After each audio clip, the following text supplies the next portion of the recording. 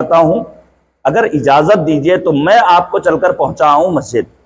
یہ جوان جو اوباش تھا، یہ جوان جو رات میں نشہ کرتا تھا، یہ جوان جو لوگوں کے مال کو نقصان پہنچاتا تھا، عالم دین کو لے کر کہاں جاتا ہے؟ مسجد۔ جب پہنچا کر واپس آتا ہے تو یہ عالم دین فرماتے ہیں چونکہ اس کے وجود میں ایک عالم دین کا احترام پایا جاتا تھا، لہذا میں گارنٹی لیتا ہوں کہ یہ عاقبت بخیر ہونے والا ہے۔ اللہ کی رحمت اس کے غضب کے آگے آگے چلنے والی ہے۔ معبود تو بہانے تلاش کرتا ہے کہ کوئی ایک نیک عمل کر لو، اسی لیے ہمیں اور آپ کو تاکید کی گئی ہے نماز جنازہ کی 5ویں تکبیر میں ہم یہ اعلان کریں، اللہم انا لا نعلم منہ الا خیرا، خدایا اس مرنے والے کے بارے میں خیر کے سوا ہم کچھ جانتے ہی نہیں ہیں۔ اب یہ الہی رحمت کس کے شامل حال ہوگی؟ پروردگار نے کہا الذین یتبعون الرسول النبی الامی الذی یجدونہ مکتوبا عندہم فی التوراۃ والانجیل، ان لوگوں کے شامل حال ہوگی جو اس رسول کا اتباع کرنے والے ہیں جس کا تذکرہ توریت اور انجیل میں موجود ہے۔ کام کیا ہے اس کا؟ امر بالمعروف کرنا، نہیں از منکر کرنا۔ بہت معذرت کے ساتھ عرض کر رہا ہوں، ہم جیسے لوگ اگر امر بالمعروف اور نہیں از منکر کرتے ہیں تو بسا اوقات یہ سننے کو ملتا ہے بھائی محرم ہی کیوں یاد آتا ہے۔ اول تو ہماری ذمہ داری نہیں ہے، فقط فراز ممبر پر آنے والوں کی ذمہ داری نہیں ہے، امام جماعت کی ذمہ داری نہیں ہے، امام جمعہ کی ذمہ داری نہیں ہے، گھر کے بزرگ کی فقط ذمہ داری نہیں ہے، بلکہ ہر عاقل و بالغ انسان کی ذمہ داری ہے۔ یاد رکھیے گا میرے عزیزو، ہمارے سماج میں جس دن ٹوکنے کا چلن عام ہو جائے گا، حتیٰ مولوی صاحب کو ٹوکنے کا چلن عام ہو جائے، یا آپ نے پڑھا کہاں سے؟ تاریخ میں نمونے مل جائیں گے۔ لبابہ بنت جعفر علی مرتضیٰ کی چاہنے والی ہے کسی میں ہمت؟ میں اپنے جوانوں سے سوال کر رہا ہوں کہ آپ آئیے اور آنے کے بعد مجھ جیسے ایک معمولی سے طالب علم سے سوال کیجئے، مولانا یہ امامہ آپ کو ملا کہاں سے؟ مولانا آپ کا مرکز تعلیم کیا تھا؟ مولانا آپ جو باتیں پیش کر رہے ہیں کس کتاب اور کس حوالے سے پیش کر رہے ہیں؟ معمولاً نہیں پہنچتے ہیں۔ ہاں ہمارے ہاں بے شک کہنے کا ایک چلن ہے، بے شک بے شک، اسے ختم کرنا ہوگا۔ ہمارے یہاں سوالات کا سلسلہ شروع ہونا چاہیے کہ آخر مولوی صاحب آپ پڑھ کہاں سے ہیں؟ لبابہ بنت جعفر علی کی چاہنے والی 100 سال سے زیادہ عمر پائی ہے۔ سنیے روایت کیا کہتی ہے، کیا چاہنے والے تھے امیر کائنات امیر المومنین کے۔ آتی ہے مولا کے پاس اور آنے کے بعد کہتی مولا مجھے کچھ کہنا ہے۔ بسم اللہ، لبابہ کیا کہنا چاہتی ہو؟ فرماتی ہیں مولا مجھے آپ کی امامت کی دلیل چاہیے۔ کس سے؟ خود امیر المؤمنین سے، سید الزاہدین سے، امام العارفین سے، مولا الموحدین، وصی رسول سے آپ کی امامت کی دلیل چاہیے۔ مولا مسکرائے، مولا نے کہا جاؤ وہ پتھر لے کر آؤ۔ پتھر آ گیا، امیر المؤمنین نے اپنی انگشتر مبارک کا اس کے اوپر نقش ابھارا اور پھر مولا فرماتے ہیں لبابہ یاد رکھنا رہتی دنیا تک جو اس کام کو انجام دے لے سمجھ جانا وہ حجت خدا ہے۔ دور امام باقر آیا، 100 سال سے زیادہ عمر پائی ہے۔ امام باقر کی خدمت میں پہنچی اور پہنچنے کے بعد کہتی مولا کچھ کہنا چاہتی ہوں۔ سلسلے کو سلسلے سے ملائیے گا، وہی علم ہے جو امیر المؤمنین کے پاس ہے۔ روایت کہتی ہے جناب امام باقر نے کہا لبابہ وہ پتھر لاؤ۔ لبابہ پتھر لائیں، امام باقر نے بھی اسی عمل کو انجام دیا اور مولا نے فرمایا رہتی دنیا تک جو اس کام کو انجام دے سمجھ جانا وہ حجت خدا ہے۔ میرے عزیزو یاد رکھیے اگر لبابہ بنت جعفر کی زندگی کا مطالعہ کیا جائے تو نتیجہ نکلے گا کہ لبابہ امام کی امامت کو بھی بغیر دلیل کے تسلیم نہیں کر رہی ہیں، تو ہمارا مجمع مولوی صاحب کی بات کو بغیر دلیل کے کیوں تسلیم کر لیتا ہے؟ بغیر دلیل کے بات کو کیوں مانی جاتی ہے؟ کہا رسول عربی جس کا تذکرہ توریت میں ہے، انجیل میں، کام کیا ہے؟ امر بالمعروف، نہیں از منکر۔ وقت نہیں ہے، میں جلدی بہت ساری باتیں کہنا چاہتا ہوں۔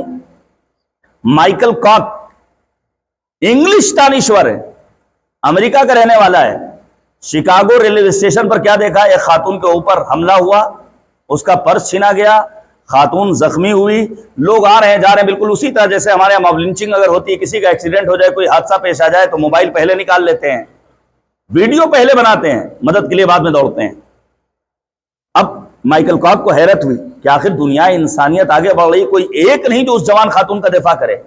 چونکہ محقق ریسرچ اسکالر، لہذا انہوں نے فیصلہ کیا کہ ہم دنیا میں پائے جانے والے مکاتب فکر کا بغور مطالعہ کریں گے کہ کس مکتب اور مذہب میں سب سے زیادہ امر بالمعروف کی تاکید ہے اور نہیں از منکر کی تاکید ہے۔ سارے مذاہب، سارے دھرم، سارے ادیان کے بارے میں پڑھ لیا، آخر میں یہ پہنچے ہیں مکتب اسلام تک اور پھر اس نتیجے پر پہنچے کہ جس مذہب نے سب سے زیادہ امر بالمعروف کی طرف توجہ دلائی ہے، نہیں از منکر کی طرف توجہ دلائی ہے، وہ مکتب ہے مکتب اسلام۔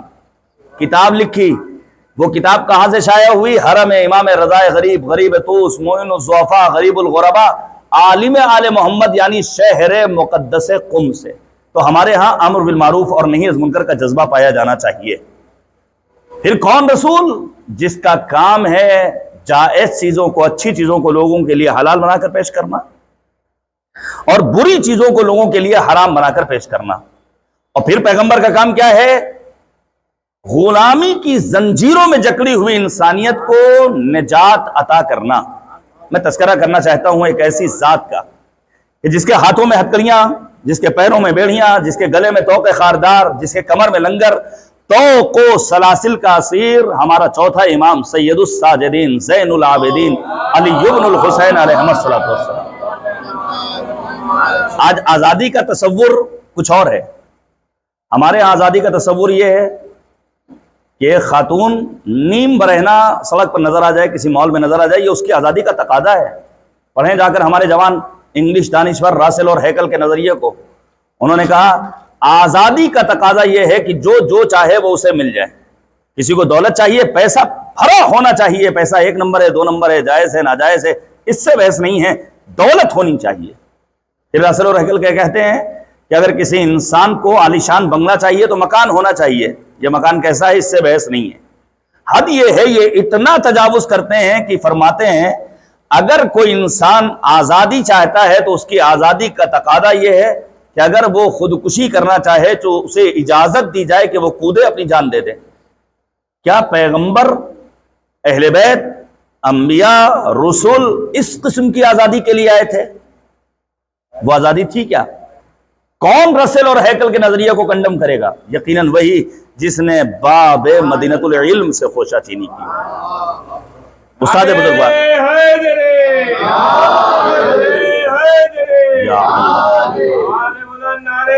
اللہم صلی علی محمد وعلی محمد۔ استاد بزرگوار جناب شہید مرتضی مطہری نے اس نظریے کو کنڈم کیا ہے، تردید کی ہے۔ وہ فرماتے ہیں آزادی یہ نہیں ہے کہ انسان جو چاہے وہ اسے مل جائے، بلکہ انہوں نے ایک جملہ کہا، وہ فرماتے ہیں کہ کمال حریت کمال بندگی میں پوشیدہ ہے۔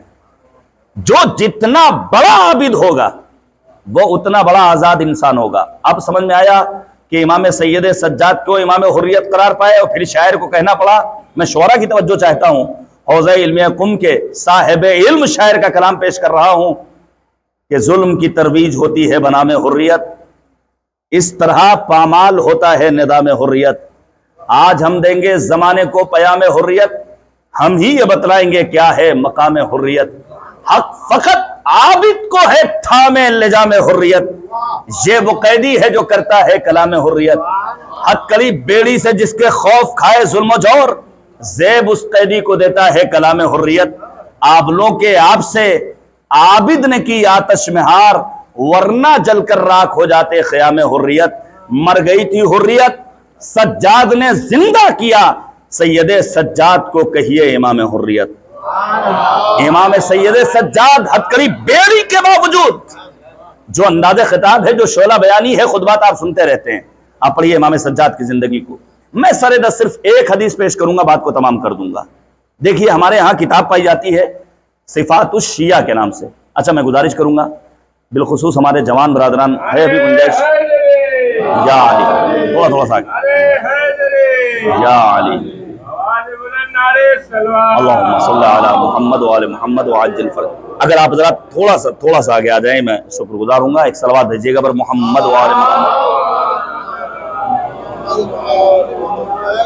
ایک اس سے بہتر مل جل کر صلوات بھیجیے گا پر محمد وعلی محمد۔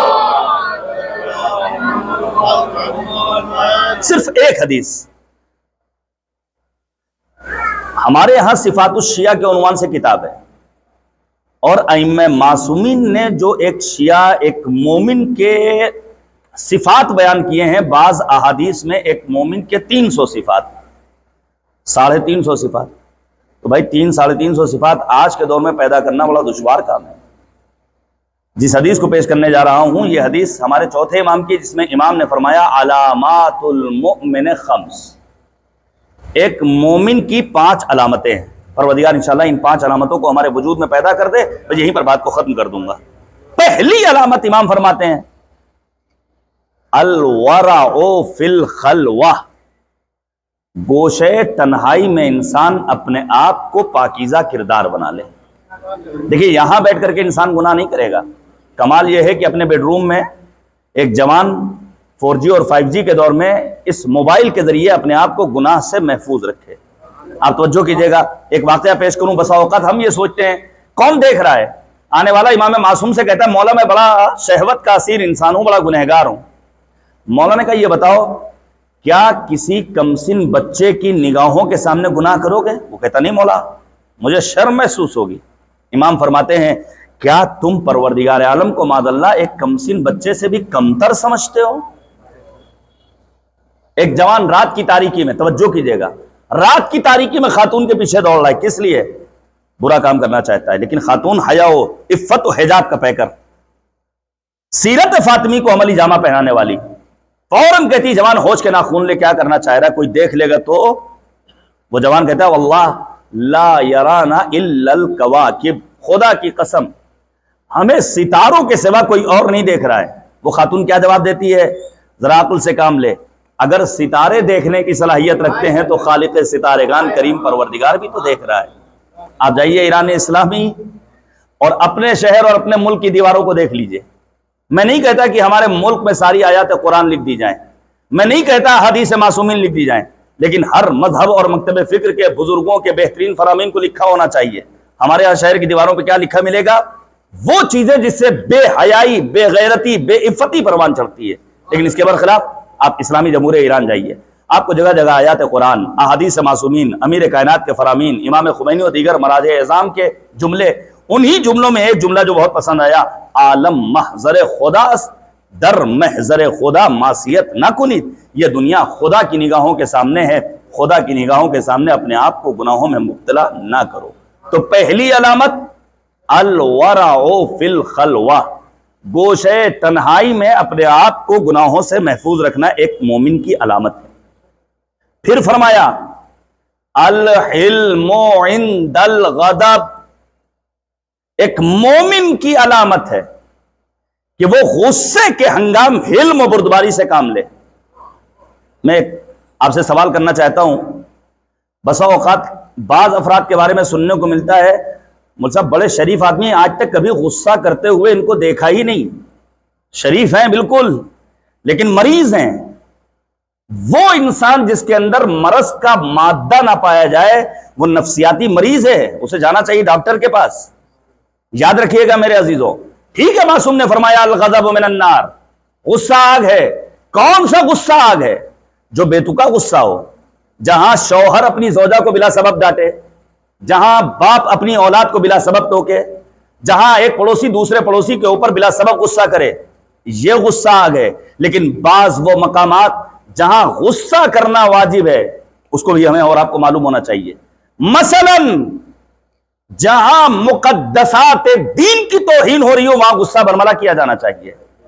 قرآن کی شان میں توہین ہو ہمیں غصہ کرنا ہے، رسول کی شان میں توہین ہو ہمیں غصہ کرنا ہے، ولایت امیر کائنات کی شان میں توہین ہو ہمیں نبی کی طرح غصہ کرنا ہے۔ پیغمبر نے غصہ کیا، ما بال قوم ینقصون علیہ، ہو کیا گیا ہے لوگوں کو؟ علی کی شان میں توہین کر رہے ہیں، جس نے علی کی شان میں توہین کی وہ میری شان میں جسارت کرنے والا ہے، میری شان میں جسارت کرنے والا خدا کی شان میں توہین کرنے والا ہے، اور خدا کی شان میں توہین کرنے والے کا ٹھکانہ جہنم ہے، اس کے سوا کچھ اور نہیں۔ حتیٰ ایک عام مرد مومن کی بھی توہین ہو تو وہاں غصہ برملا کیا جانا چاہیے۔ بعض افراد تو وہ ہوتے ہیں جو خود تو غیبت نہیں کرتے ہیں لیکن غیبت سنتے بڑے چاؤ سے ہیں۔ عزیزان گرامی، ایک خانہ کعبہ سے زیادہ محترم ہے ایک مرد مومن۔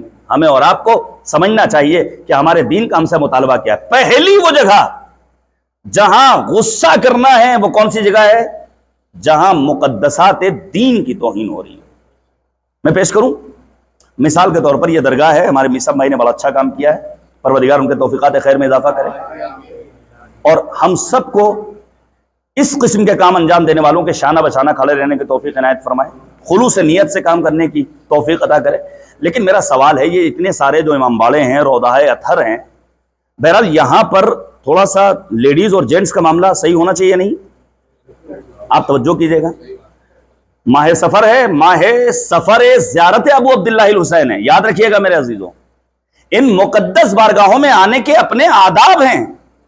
مثلا آنے والا آتا ہے بارگاہ مولا میں، آنے کے بعد کہتا ہے مولا میں کربلا جانا چاہتا ہوں، ذرا آداب سکھائیے۔ مولا نے کہا جانا تو میرے جد مظلوم کے حرم میں کھڑے ہو کے 7 مرتبہ کہنا سبحان اللہ والحمد للہ ولا الہ الا اللہ واللہ اکبر، اور یہی نہیں بلکہ پھر مولا امام صادق فرماتے 7 مرتبہ کہنا۔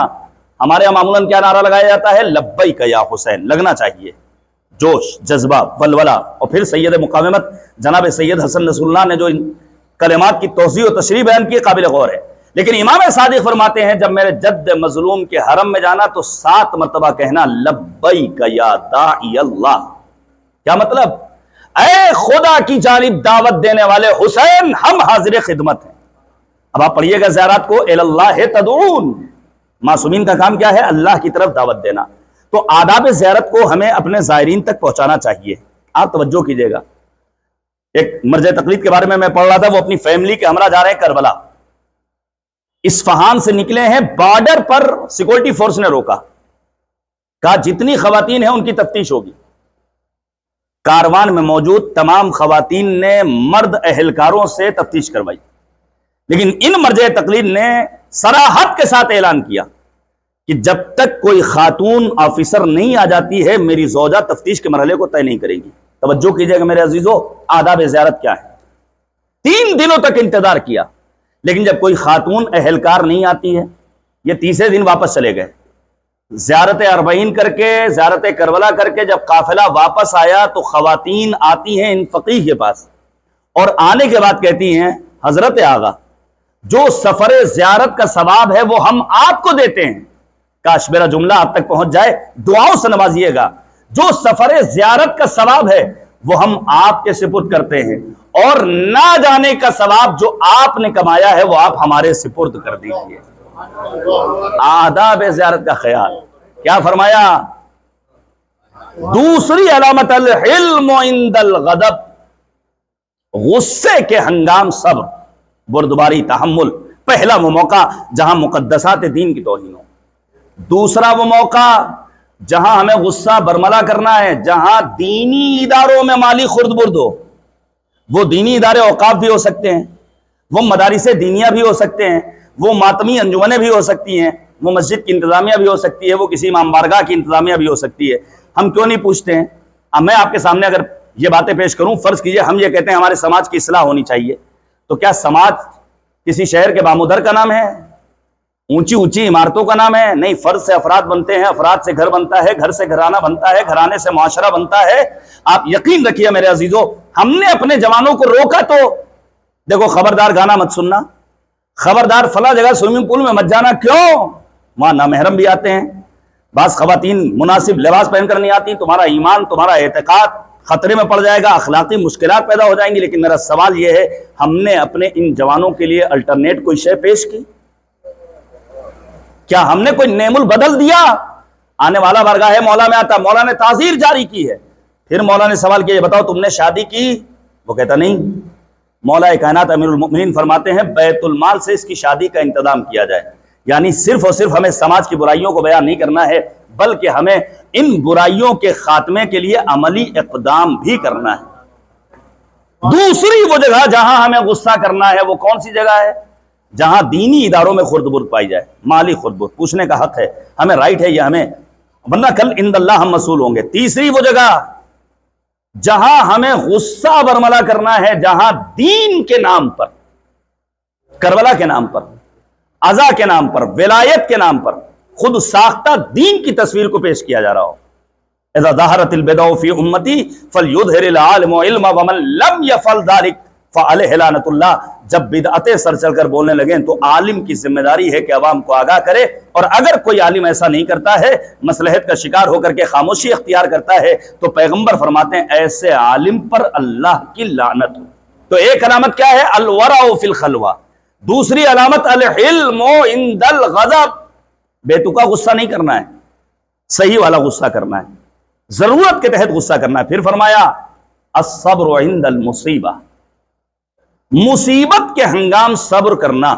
پورے قرآن مجید میں پروردگار عالم نے دو جگہ پر تحفہ صلوات کا تذکرہ کیا، ایک نبی اور آل نبی کے لیے، وہ آیت کریمہ بچوں کو بھی یاد ہے، ان اللہ وملائکتہ یصلون علی النبی یا ایھا الذین آمنوا صلوا علیہ وسلموا تسلیما.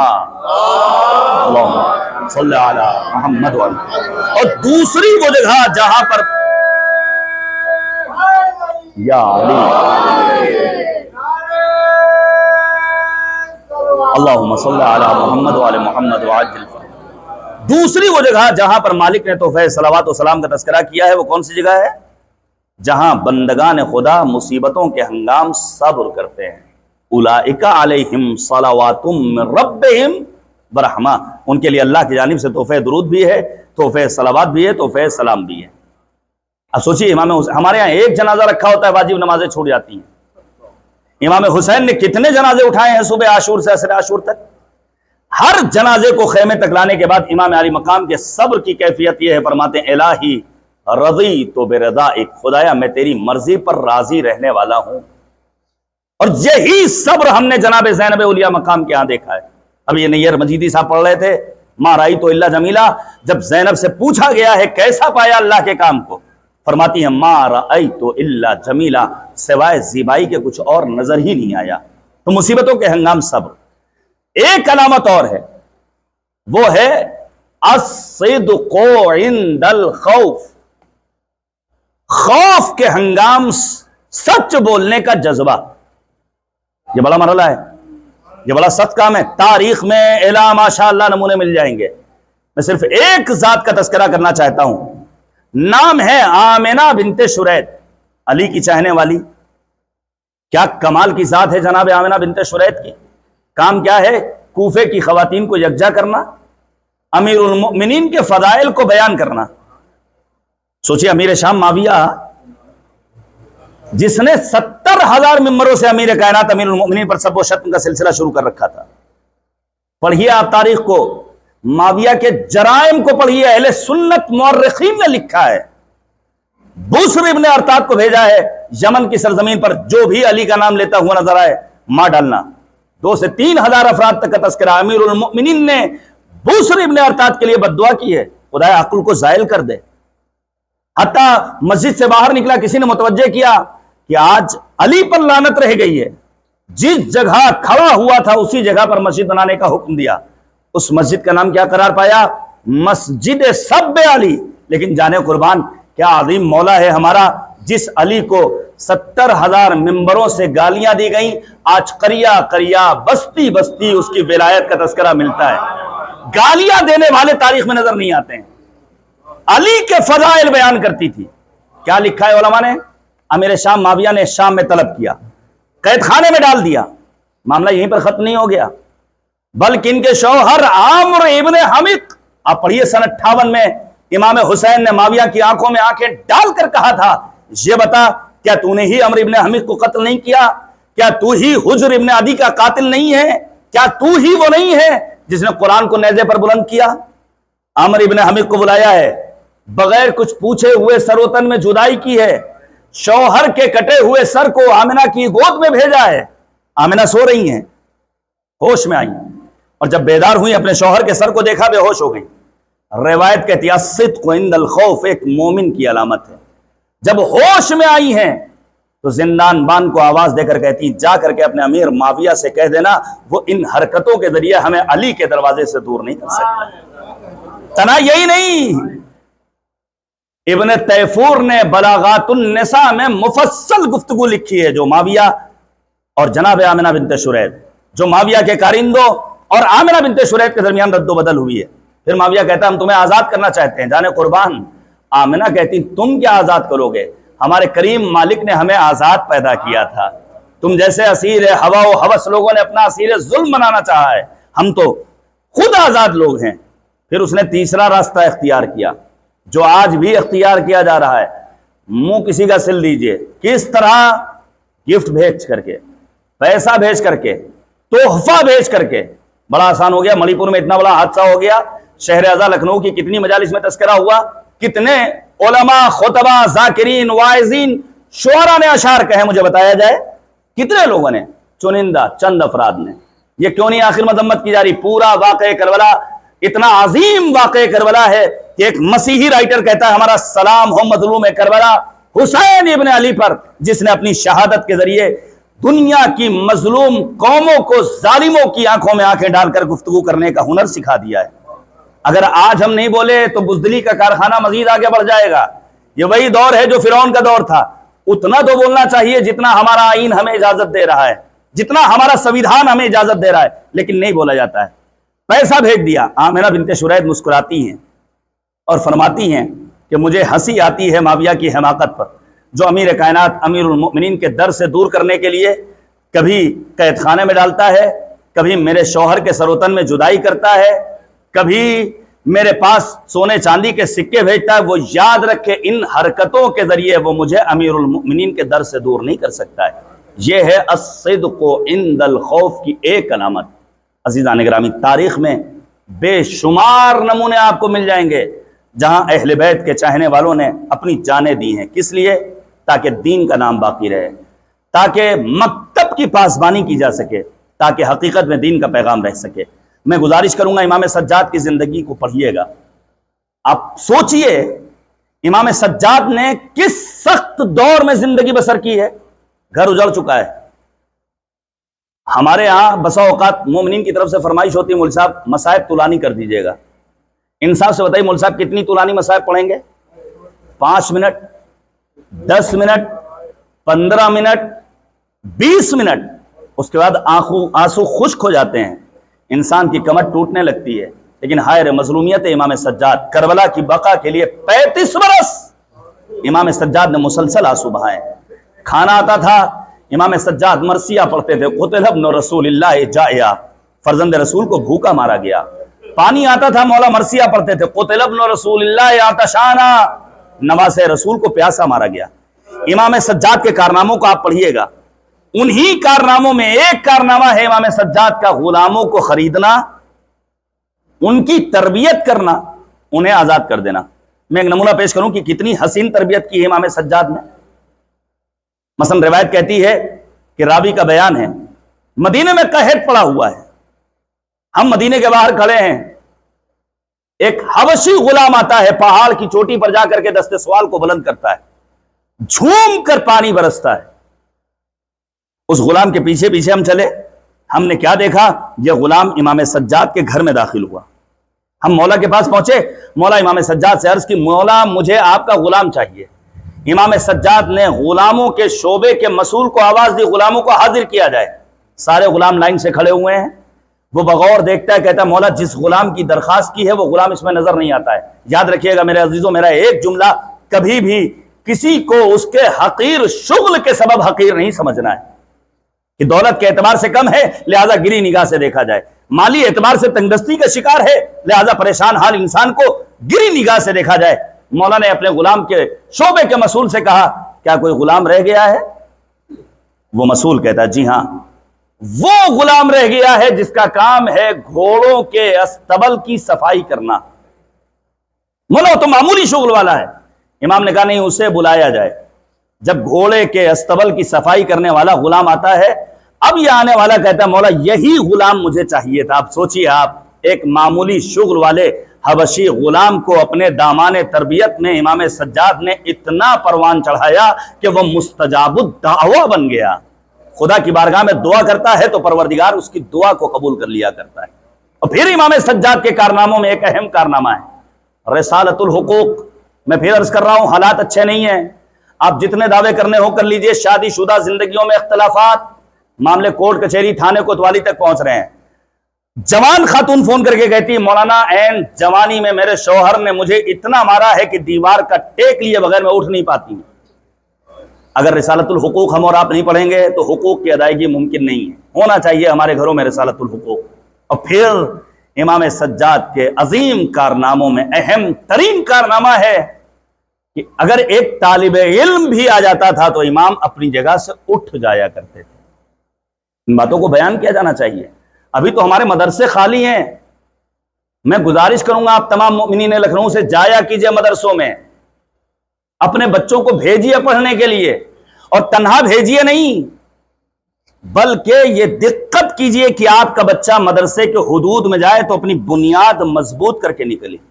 ہمارے یہاں پریشانی یہ ہے کہ اگر ہم بالفرض توفیق الہی کے نتیجے میں اپنے بچے کو مدرسے بھیجتے بھی ہیں تو پہلے ہی سال ہماری توقع ہوتی ہے کہ ہمارا بچہ نمبر 1 ناظم بن جائے، نمبر 1 خطیب بن جائے. ممکن نہیں ہے میرے عزیزوں، ممکن نہیں ہے.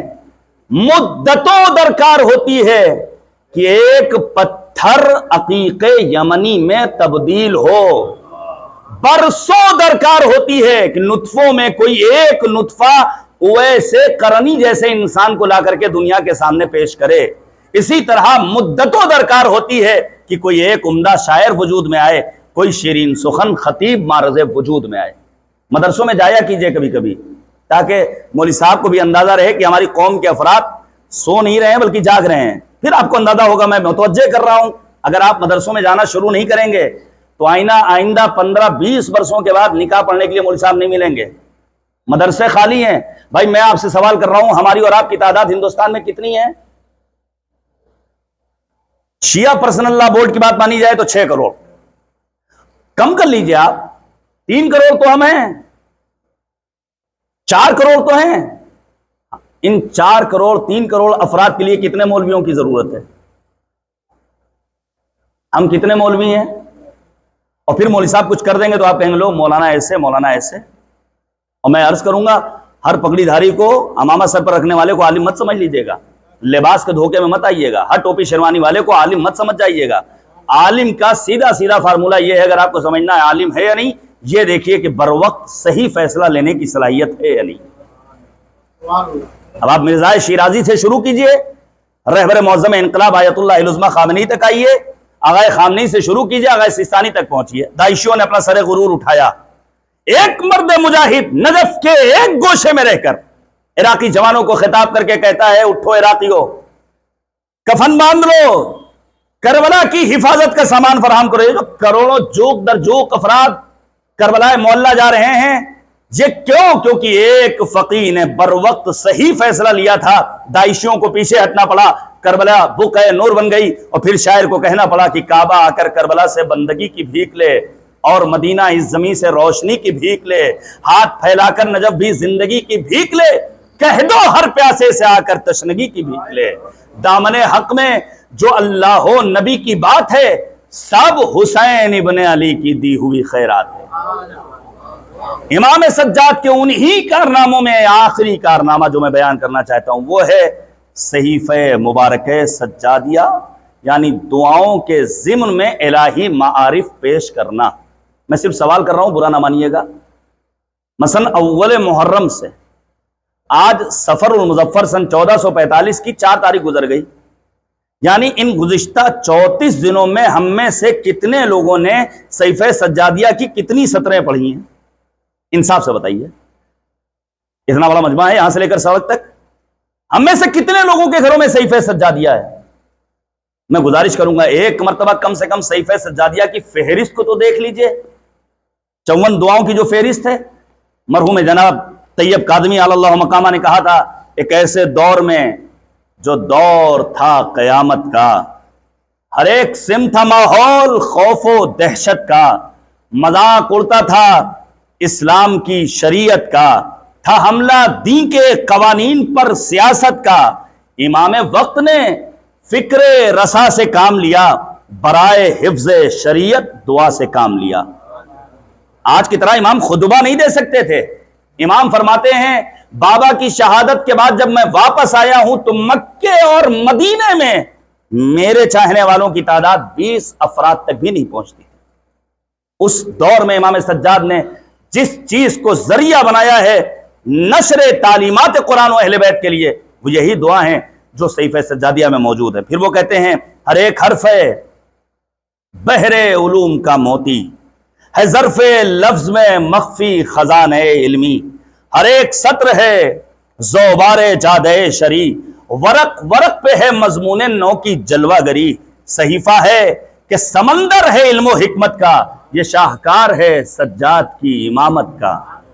زمانہ پڑھ کے تو دیکھے، صحیفہ سجاد ہے جس میں رشد و ہدایت کا ایک جہاں آباد، یہ خاص سید سجاد ہی کی ہے ایجاد، دعا پہ نشر شریعت کی ڈال دی بنیاد، رخ حیات بشر اس طرح نکھار دیا، دعا کے درس سے اخلاق کو سنوار دیا۔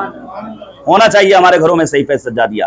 میں ایک آخری پیغام، چونکہ مجھے معلوم ہے یہ باتیں پہنچیں گی، عمدن یہ بات عرض کر رہا ہوں، میں نے گزشتہ برس ایک خمسہ مجالس پڑھا تھا آصفی امام باڑے میں، اور وہاں میں نے گزارش کی تھی کہ کاش میری بات ذمہ داران قوم تک پہنچ جائے، کوئی ایک بک شیلف ہو جہاں ہمارے مکتب کی نمائندگی کرنے والی اہم کتابیں رکھی ہوں، آج تک نہیں نظر آئی۔ ہونا چاہیے ان ساری بارگاہوں میں، چاہے وہ درگاہ ابو الفضل عباس ہو، چاہے وہ آغا باقر کا امام باڑہ ہو، چاہے وہ قادمین ہو، چاہے دیانت الدولہ کی کربلا ہو، ایک شعبہ لائبریری کا ہمارے ہاں ہونا چاہیے۔ یاد رکھیے گا، اگر ان آثار کی ہم نے آج کے دور میں حفاظت نہیں کی تو آئندہ آنے والے برسوں میں بعید نہیں کہ یہ آثار ختم ہو جائیں اور پھر ہمارے پاس یہ علمی سرمایہ باقی نہ بچے۔ آج آپ واٹیکن جائیے گا، مسیحیت کے مرکز میں، مرکزی لائبریری میں جو کتاب آپ کو نظر آئے گی وہ صحیفہ مبارکہ سجادیہ ہے۔ نہیں ہے تو ہمارے گھروں میں نہیں ہے، تو ہمارے مدرسوں میں نہیں ہے، تو ہماری لائبریریوں میں نہیں ہے، تو ہمارے عزاخانوں میں نہیں ہے، تو ہمارے مسلوں میں نہیں ہے، تو ہماری مسجدوں میں، جبکہ یہی صحیفہ سجادیہ وہ ہے جس کے لیے جناب عز الدین نے لکھا ہے کہ ہندوستان کے حوزہائے علمیہ میں صحیفہ سجادیہ نصاب درسی اور کورس میں شامل تھی۔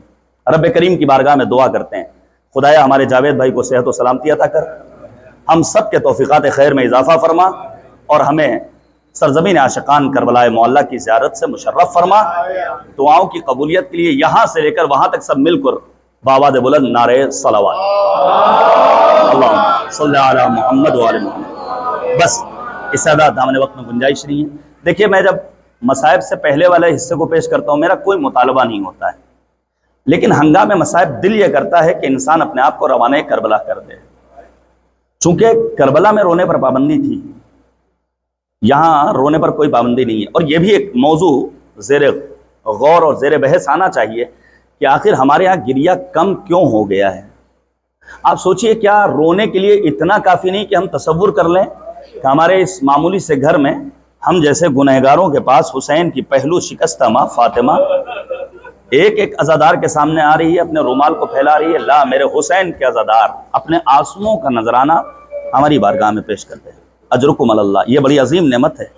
یہی آنسو ہیں جو آل سعود کے لیے خطرے کی گھنٹی ہیں، یہی آنسو ہیں جو باطل قوتوں کو اپنے ایوانوں میں لرزہ بر اندام کر دینے کے لیے کافی ہیں۔ انہی آنسوؤں کے سائے میں معمار انقلاب امام خمینی رحمۃ اللہ تعالی علیہ نے 2500 سالہ شہنشاہی نظام کو تہس نہس کیا ہے۔ ہمیں رونا چاہیے، یہ آنسو بڑی عظیم قیمت ہے۔ اور میں آپ کے سامنے عرض کروں، یہ سوچ کر رو لیا جائے کہ نہیں معلوم آئندہ برس کون کہاں ہوگا، آئندہ مجلس نصیب ہوگی یا نہیں ہوگی، نہ جانے کتنے مومنین تھے جو آج ہمارے درمیان نہیں ہیں۔ میں پیش کروں گا چند ایک فقرات کو، بڑا اچھا عزاخانہ سجا رکھا ہے۔ کربلا معلیٰ میں سارے جنازوں کو امام حسین تنہا لائے، بس 2-4 منٹ سن لیجئے، سارے جنازوں کو، لیکن چند جنازے وہ ہیں جن کو امام علی مقام لائے ہیں تو امام حسین کی کیفیت دیگرگوں ہوئی۔ اس میں سر فہرست جنازہ ہے ابو الفضل عباس کا، سنیں گے آپ؟ جب جناب عباس نے آواز دی ہے، حسین میدان کربلا میں پہنچے ہیں، راہوار نے اشارہ کیا، داہنا بازو بایاں بازو ابا کے دامن کو پھیلا دیا، بازو اٹھانا چاہتے ہیں کہ فضا میں آواز گونجتی ہے، ماذا تفعل یا ابن الزہرا، فرزند زہرا کیا کر رہے ہو؟ حسین نے سر کو پیٹ لیا تھا، بھیا عباس بھرے مقتل میں اماں فاطمہ کا نام لیا۔ جناب عباس تک جب پہنچے ہیں، آنکھ سے خون کو صاف کیا ہے، حسین نے اپنی آرزو ظاہر کی ہے، بھیا عباس پوری زندگی تم نے آقا کہا ہے، ایک مرتبہ بھیا کہہ دو۔ عباس نے امام حسین کو بھائی کہا، روح قفس انصری سے نکلی۔ یہی وہ موقع تھا جب امام علی مقام نے اپنے آپ کو جناب عباس پر گرا دیا اور ایک جملہ کا، بھیا تمہارے مرنے نے میری کمر توڑ دی۔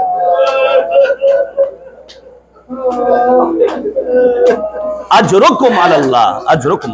ایک جنازہ اور ہے، وہ کربلا کا سب سے ننھا مجاہد علی اصغر، جس کے جنازے کو لے کر امام حسین نے ہمیں اور آپ کو یاد کیا ہے. یہی تو کہا تھا امام حسین نے، اے میرے شیعو، کاش تم ہوتے اور دیکھتے کہ ہم نے دشمنوں سے سوال آپ کیا، فَأَبَوْا أَن يَرْحَمُونِي، انکار کیا، رحم نہیں کیا. اتنا ثقیل جنازہ کہ حسین ششماہے کے جنازے کو لے کر آگے بڑھتے ہیں، پیچھے ہٹتے ہیں. اِنَّا لِلَّهِ وَإِنَّا إِلَيْهِ رَاجِعُونَ. ایک جنازہ اور ہے، جوان سنیں گے، صاحبان اولاد سنیں گے، وہ جنازہ علی اکبر کا جنازہ ہے. جس جنازے کو لینے جب حسین پہنچے ہیں تو تنہا جنازہ ہے جس کو لینے کے لیے زینب پہلے سے موجود تھی.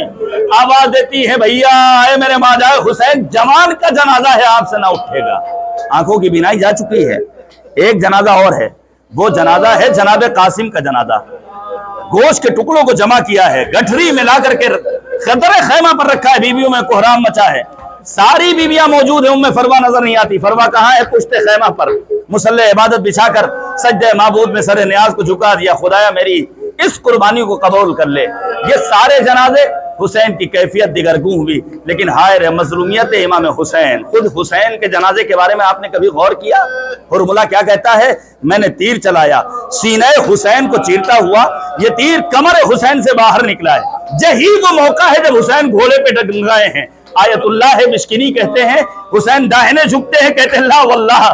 بھائی جھکتے ہیں، کہتے ہیں لا واللہ. آغا مشکینی کہتے ہیں جب داہنے گر رہے تھے، اماں فاطمہ آگے بڑھی، بڑھ کر کہتی ہے آ میرے لال حسین میری گود میں آ جا. بھائی طرف نانا رسول خدا آگے بڑھے، آ میرے لال حسین میری گود میں آ جا. امام حسین نے بڑھ کر آواز دی، نہیں یہ میرا وقت امتحان ہے. حسین زمین کربلا پر آئے، ماجائے حسین کے جنازے کو جناب زینب نے پہچانا نہیں، آواز دی انت اخی، کیا تم ہی میرے ماجائے حسین ہو؟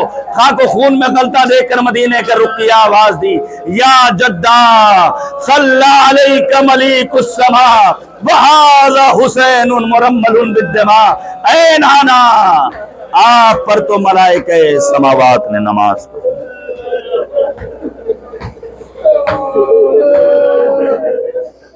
وَسَيَعْلَمُ الَّذِينَ ظَلَمُوا أَيَّ مُنقَلَبٍ يَنقَلِبُونَ إِنَّ لِلَّهِ وَإِنَّا إِلَيْهِ رَاجِعُونَ. خدایا ہماری اس عبادت کو قبول فرما. معبود ہمیں کربلا سمجھنے کی توفیق عنایت فرما. ہمارے ان ناچیز مگر پرخلوص آنسوؤں کو رومال سیدہ میں جگہ عنایت فرما. بانی مجلس سمیت ہم سب کے توفیقات خیر میں اضافہ فرما. علماء اسلام کے سائے کو ہمارے سروں پر دراز فرما. اے کریم پروردگار، جوان فعال مبلغین دین الہیہ جو چھوٹی چھوٹی بستیوں میں تیرے دین کی اشاعت کا کام کر رہے ہیں، ان کو اشرار کے شر سے محفوظ رکھ. ہمارے جوانوں کو اشرار کے شر سے محفوظ فرما. ہم سب کو کربلا معلیٰ کی زیارت سے مشرف فرما. معبود واسطہ ہے محمد اور آل محمد کا جملہ مؤمنین، علماء، فاضل، واعظین، خطباء، شعراء، ذاکرین، مراجع اعظام، بالخصوص رہبر معظم انقلاب آغا خامنئی، مرجع علی قدر آیت اللہ العظمیٰ سیستانی، سید مقاومت جناب سید حسن نصر اللہ کو طول عمر بابرکت عنایت فرما. معبود اسلامی انقلاب کی حفاظت فرما. اے کریم پروردگار، ہم سب کو مکہ و مدینہ، نجف و کربلا، سامرہ و کادمین، خراسان و قم کی زیارات سے مشرف فرما. ہمارے اعمال کو ایسا بنا دے کہ ہمارے امام کا ظہور ہو اور ہم سب امام کے آوان و انصار میں شمار ہوں. ربنا تقبل منا انک انت السمیع العلیم.